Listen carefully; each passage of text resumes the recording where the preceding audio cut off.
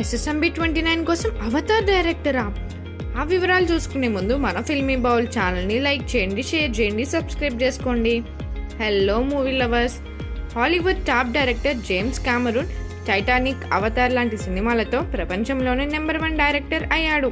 తాజాగా ఇండియాకు వస్తున్నాడు. గతంలో కూడా వచ్చాడు, కానీ ఇప్పుడు తెలుగు సినిమా కోసమే రంగంలోకి దిగుతున్నాడు.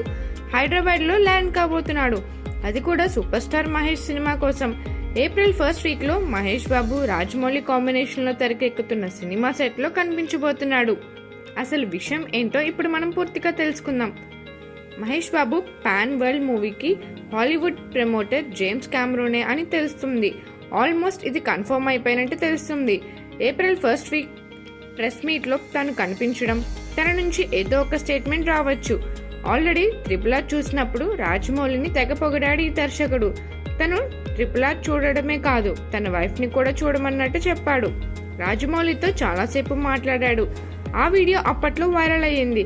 సో ఆ పరిచయం వల్లే రాజమౌళి కొత్త సినిమాకు హాలీవుడ్లో గైడ్ చేస్తున్నాడా, లేదంటే ఈ సినిమా ప్రొడక్షన్లోనూ లేదంటే డిస్ట్రిబ్యూషన్లోనూ భాగం అవుతున్నాడా అన్నది తెలియాల్సి ఉంది. గతంలో రాజమౌళిని హాలీవుడ్కి వచ్చి మనం సినిమా తీద్దామని ఒక వీడియోలో అన్నాడు జేమ్స్ కామరూన్. ఆ లెక్కన ఈ సినిమాలో తను కూడా ప్రొడ్యూసర్గా కొంత భాగం అయ్యాడా అన్నది ఏప్రిల్ 1st వీక్లోనే ప్రెస్ మీట్లో తేలబోతుంది. ఒకవేళ నిజంగా SSMB 29లో జేమ్స్ కామరూన్ భాగం అయితే పాన్ వరల్డ్ సినిమా రికార్డులు బద్దలైనట్టే.